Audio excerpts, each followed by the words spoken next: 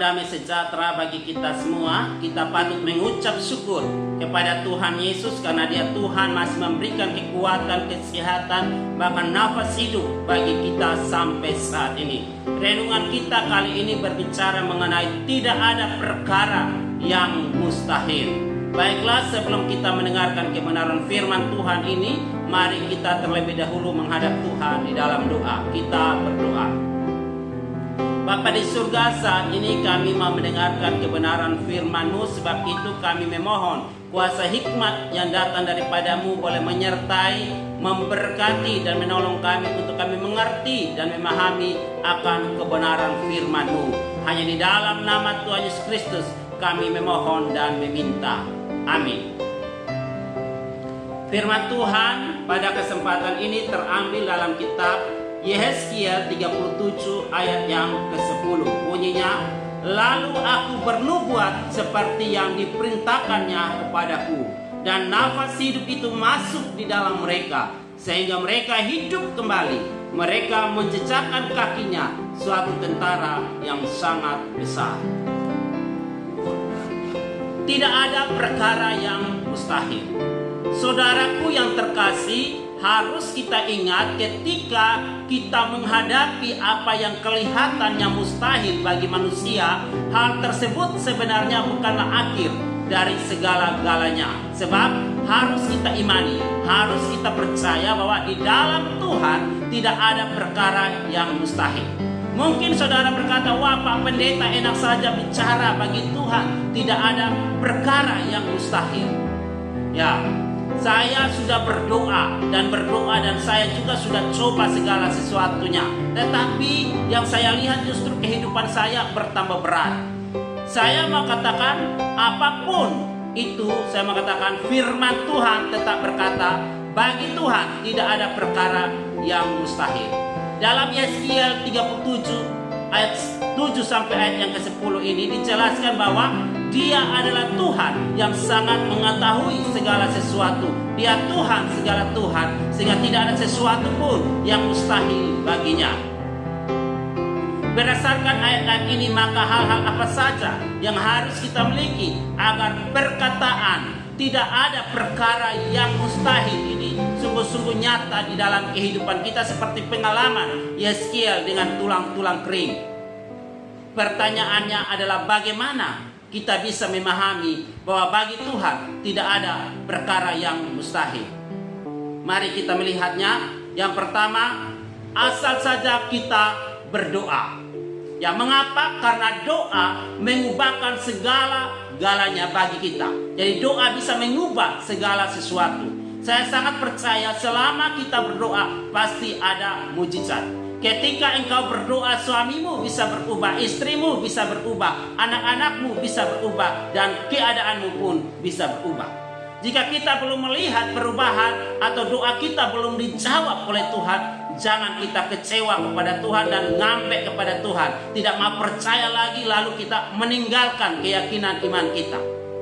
Mudah-mudahan saudara masih sabar dan setia berharap pertolongan Tuhan. Pertanyaannya adalah mengapa Tuhan belum menjawab doa kita yang terus di mana kita yang terus memohon pertolongannya. Ya, ada banyak kemungkinan dan tidak ada seorang pun yang tahu persis kapan waktu pertolongan tiba dan apakah sama seperti yang kita minta di dalam doa kita. Ya, kadang-kadang saudaraku, saya mengatakan kita mungkin penasaran dan bertanya kepada Yesus, mengapa kita belum mendapat jawaban? Mungkin kita menjawab bahwa kita sudah berdoa dan berpuasa, tetapi kita belum mengalami jawaban. Kalau begitu, apa yang menjadi penyebabnya? Ya, bisa jadi karena kita kurang percaya, atau ya bisa jadi apakah kita itu sudah betul sudah berdoa dengan sungguh-sungguh. Dan kalau kita sudah berdoa dengan sungguh-sungguh, sudahkah kita berdoa dengan konsentrasi penuh, berdoa dengan puasa, doa sambil merenungkan firman Tuhan. Jadi bukan hanya sekedar menolong kita saja, tetapi betul-betul bergumul dan berperang. Karena bagi saya dalam berdoa itu ada beberapa tingkatan. Ya, doa adalah di mana kita mau bersyukur kepada Tuhan. Doa adalah kita menyembah Tuhan. Doa adalah kita bercerita kepada Tuhan. Doa adalah di mana kita memohon kepada Tuhan dan berperang bersama Tuhan untuk melawan kuasa kegelapan.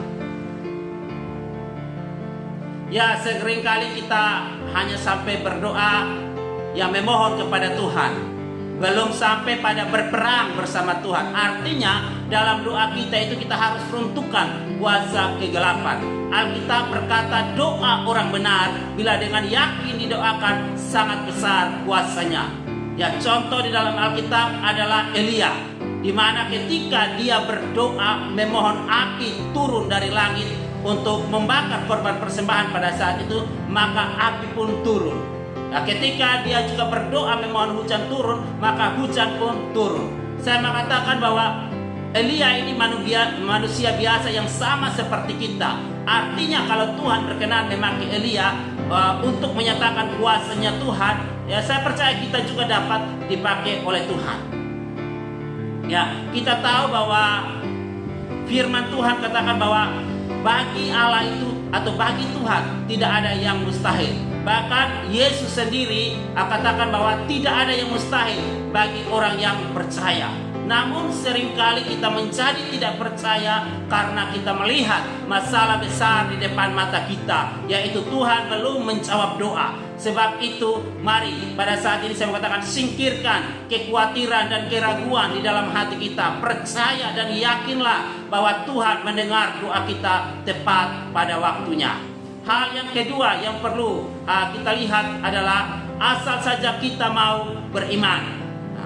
Jadi Alkitab saudaraku berkata sesuai dengan imanmu jadi padamu. Jadi tanpa iman tidak ada satu orang pun yang berkenan kepada Tuhan. Dan tanpa iman tidak ada seorang pun yang dapat melihat Allah. Berarti iman adalah kunci dari kemenangan dalam banyak hal di dalam hidup kita. Jadi tetaplah beriman, karena hanya orang yang berimanlah yang dapat melihat hal-hal yang tidak mustahil bagi manusia menjadi mustahil karena kuasa dan mujizatnya dinyatakan di dalam kehidupan kita.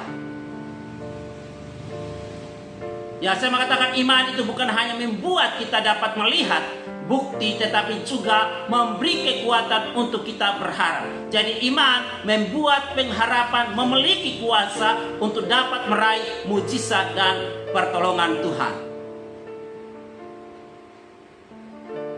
Ya, di tengah kesulitan, ya saya mengatakan Tuhan sanggup mengadakan perkara yang luar biasa. Percaya, iman itu adalah sesuatu yang luar biasa. Dalam Alkitab terdapat begitu banyak janji yang tersedia bagi kita jika kita mau percaya, mau mengimaninya.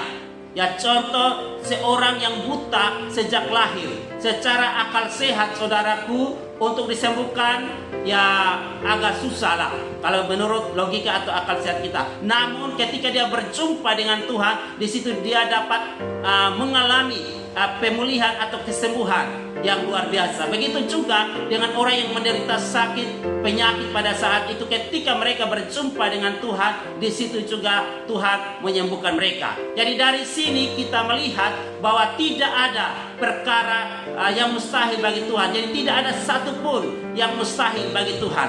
Sehingga saat kita dihadapkan pada keadaan atau masalah yang sulit, hendaklah jangan mudah menyerah ataupun sampai berpikir tidak ada jalan keluar lagi. Ingatlah saya mengatakan bahwa di dalam Yesus selalu ada jalan keluar, karena di dalam Dia atau karena Dia adalah Tuhan yang besar, sehingga sesulit apapun masalah yang terjadi, Ia Tuhan mampu menolong dan membukakan jalan keluar yang terbaik bagi kita.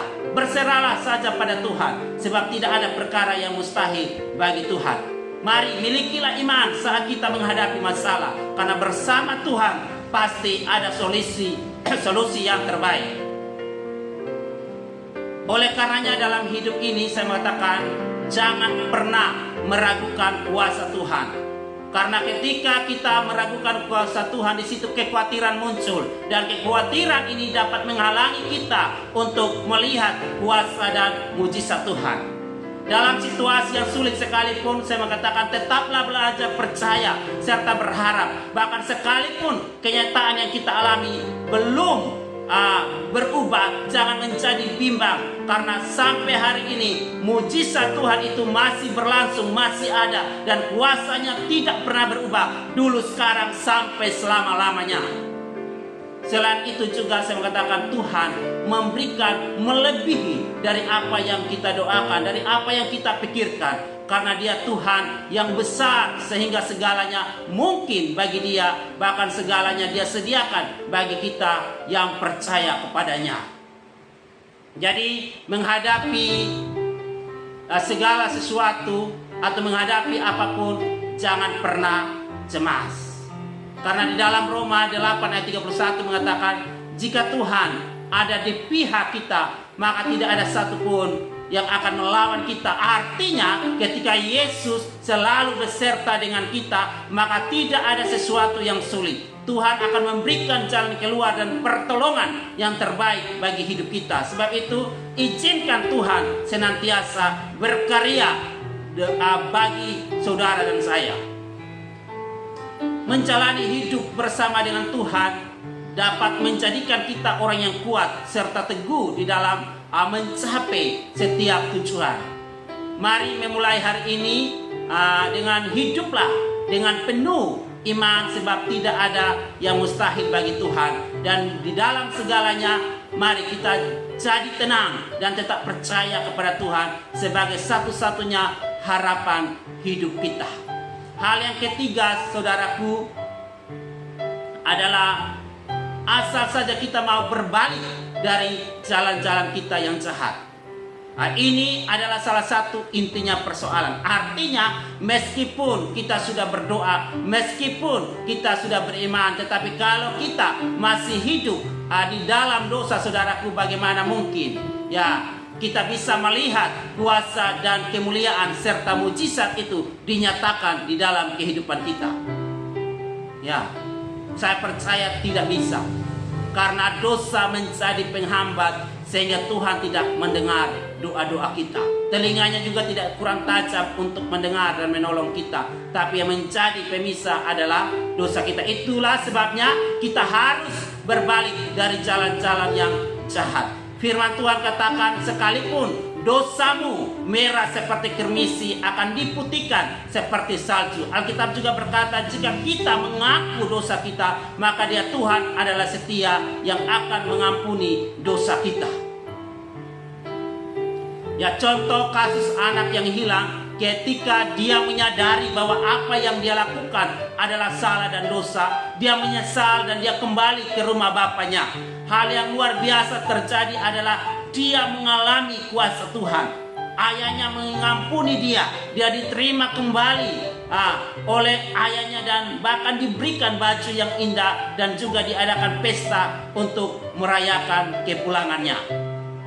Dari kasus tersebut, saudaraku, kita diingatkan ketika kita berbuat dosa dan ketika kita sadar, mari kita tinggalkan dosa, buang jauh-jauh dosa, singkirkan dosa-dosa yang menjadi penghalang dalam hidup kita. Dengan demikian, doa dan permintaan kita tidak akan terhalang lagi. Karena apa? Karena kita mau menjaga diri agar tidak berbuat dosa, dan jika ternyata jatuh ke dalam dosa, maka kita segera mohon ampun dan bangkit kembali. Dia Tuhan akan memberi kekuatan bagi kita. Percaya dan yakinlah, karena Tuhan tidak mau kita terpuruk, tapi Dia mau supaya kita mengalami kemenangan, berkat dan keselamatan di dalamnya.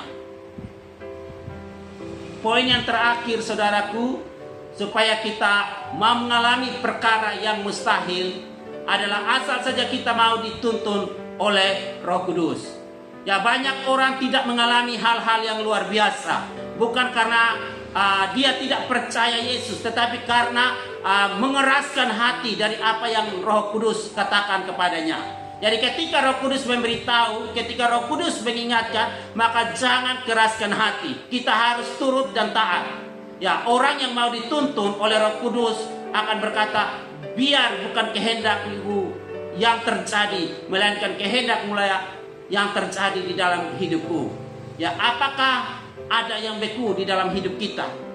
Ini menjadi pertanyaan bagi kita. Kalau ada, saya mengatakan Tuhan sanggup untuk mencairkannya. Yakin dan percayalah bahwa tidak ada yang mustahil bagi Tuhan. Nafas Roh Kudus ada pada kita dan Dia akan memberikan kehidupan bagi kita. Kalau Roh Kudus ada dalam kehidupan kita, maka akan terjadi di dalam kehidupan kita sesuai Yesaya 37 ayat yang ke-10 tadi. Jadi segawat apapun masalah kita, saya mengatakan bagi Tuhan tidak ada yang mustahil. Katakan pada Tuhan, ajar aku untuk percaya seutuhnya kepadamu ya Tuhan. Angkat segala keraguan-raguanku mengenai kuasa-Mu Tuhan. Ketika masalah-masalah hidupku yang berat menekanku Tuhan, ingatkan aku selalu bahwa Engkau sanggup menolongku. Katakan itu dengan iman di dalam kehidupan kita. Saya percaya kita akan mengalami perkara yang dahsyat daripada Tuhan. Saudaraku, di akhir dari renungan ini saya mengatakan bahwa tidak ada yang mustahil bagi Tuhan dan bagi kita orang yang percaya kepadanya. Sebab itu percayalah, janji Allah itu tetap tersedia bagi kita. Jadi jangan pernah menyerah, jangan kehilangan janji-janji Allah karena ketidakpercayaan kita terhadap kebesaran Allah. Tapi mari kita bangkit dan berjuanglah bersama Tuhan Yesus sampai akhir kesudahan dalam kesetiaan dan di dalam ketaatan kita kepada Tuhan. Karena itulah kunci mengubah kemustahilan menjadi ketidakmustahilan. Bersama Tuhan kita dapat melakukan perkara-perkara yang besar. Kiranya Tuhan Yesus memberkati. Mari kita berdoa. Tuhan Yesus, tolong kami Bapa di surga untuk kami tidak meragukan Engkau dalam keadaan apapun. Tapi biarlah kami percaya bahwa bersama dengan Tuhan kami akan melakukan perkara-perkara yang besar. Bersama dengan Tuhan tidak ada satupun perkara yang mustahil. Tuhan sanggup dan mampu untuk menolong dan membantu serta menyatakan kuasa Tuhan bagi kami. Ini doa kami Bapa di surga. Dalam nama Tuhan Yesus Kristus kami berdoa. Amin.